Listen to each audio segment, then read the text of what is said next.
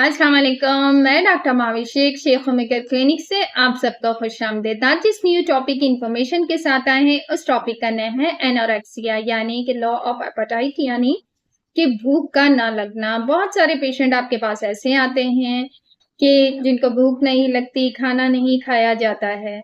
तो ऐसी कंप्लेंट्स होती हैं। बस वीडियो की इन्फॉर्मेशन में हम जानेंगे। शेख होमियोपैथ चैनल को सब्सक्राइब नहीं करा तो सब्सक्राइब कीजिए, लाइक कीजिए, इन्फॉर्मेशन को शेयर कीजिए। स्टार्ट लेते हैं अपनी वीडियो का कि अगर कोई भी पेशेंट आपके पास आ रहा है, पेशेंट ओल्ड एज के लोग भी हो सकते हैं, यंग जनरेशन भी हो सकती है, एडल्ट भी हो सकते हैं और बच्चे भी हो सकते हैं। उसमें ये होता है कि हम उसकी कौन से साइन ऑफ सिम्टम्स देखेंगे कि जिसमें हम डायग्नोस ये कर सकेंगे बासानी के बच्चों को भूख ना लगने की शिकायत है। अक्सर औकात आपने पेरेंट्स को सुना होगा कि वो कहते हैं कि जी बच्चा खाना नहीं खाता है या हमने लंच दिया तो वो नहीं खाता। ये पेरेंट्स का एक मेजर इश्यू होता है।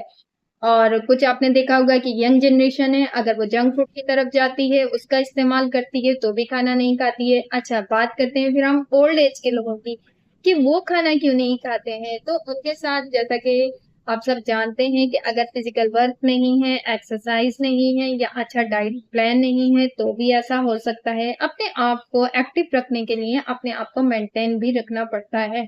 उसमें हम अपनी मेंटली सोच, अपनी मेंटली जितनी भी हमारी थॉट्स हैं, उनको हम कैसे फोकस करते हैं, इस बात को भी समझना चाहिए।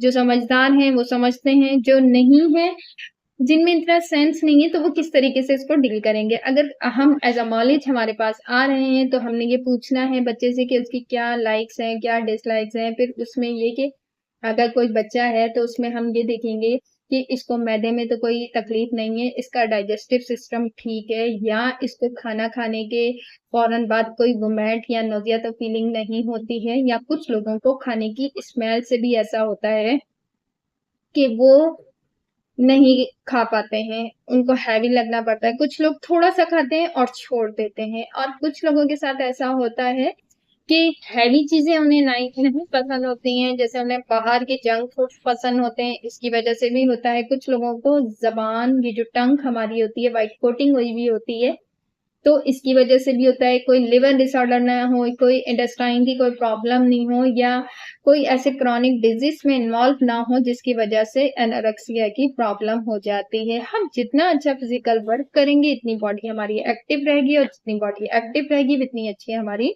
डाइट रहेगी। इसमें ये है कि हमें अपनी डाइट प्लान का ख्याल बहुत ज्यादा रखना है। जो कंप्लेन करते हैं कि बच्चे खाना नहीं खाते, तो पेरेंट्स को चाहिए कि अपने बच्चे को तमाम लवाजमात खिलाएं, यानी कि हर नेमत अल्लाह ताला ने जो दी है उसको बहुत अच्छे से चखाइए। उनको हैबिट इस तरीके से डालिए कि वो तमाम चीजें लें। जब जिस्म के अंदर हम तमाम खुराक या हर नेमत को खाएंगे तो हमारे जिस्म की जितनी भी नीड्स हैं, जितनी मिनरल्स हैं, न्यूट्रिशंस हैं, वो सब सप्लीमेंट्स कंप्लीट हो जाती हैं। लेकिन जब हम नहीं यूज कर रहे होते तो फिर वो ज़ाहिर भी होती हैं और हम भूख का यानी कि एनोरेक्सिया का शिकार हो जाते हैं।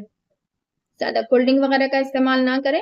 इसमें होम्योपैथिक का क्या रोल प्ले है और होम्योपैथिक किस तरीके से एनोरेक्सिया को देखती है कि अगर कोई क्रॉनिक या एक्यूट डिजीज के अंदर पेशेंट आपके पास आएगा, चाहे वो ओल्ड हो, यंग हो या बच्चे हों या कोई फीमेल लेडी हो, तो हम ये देखेंगे किसी डिजीज में ना हो। इन कंडीशन ये कि फिर एज पर सिम्टम्स हम उसको मेडिसिन देंगे। अगर बच्चे हैं तो कोई मट्टी वगैरह नहीं खाते हैं, वो फिर बहुत लॉ हो जाएंगे, यानी कि छोटे बच्चे हो जाएंगे। लेकिन क्या थोड़े से बड़े बच्चे होते हैं तो उनके टिप वगैरह कोई ऐसी चॉकलेट वगैरह या कोई ऐसा मेडिकेशन कोई यूज ना कर रहा हूँ जिसकी वजह से उनको ये एनोरेक्सिया की कंप्लेन हो रही हो, या कुछ बच्चों के पेट में कीड़े हो जाते हैं यानी कि वॉर्म्स हो जाते हैं, इंटेस्टाइन के अंदर हो जाते हैं, तो उन बच्चों को भी ऐसी कंप्लेंट्स हो सकती हैं। इसमें होम्योपैथी की तो बहुत अच्छी रेमेडी है, वो हम कैलेंडोनियम, लाइकोपोडियम, चाइना ऑफिशिनल, स्टेफिलोकाक्स, फिरमफास, ये हम यूज करवा सकते हैं। अल्फा अल्फा क्यू में, मदर टिंचर में हम यूज करवा सकते हैं। फिर मैं आपसे वही बात करूंगी कि हम उसको एज ए सिम्टोमेटिक देखते हुए ही रेमेडी का इंतखाब करेंगे। इसी के साथ वीडियो की इंफॉर्मेशन पसंद आई है तो चैनल को सब्सक्राइब कीजिए, लाइक कीजिए, इंफॉर्मेशन को शेयर कीजिए। इजाजत चाहूंगी doctor Mahavir Shaikh homeopath clinic. अल्लाह हाफिज।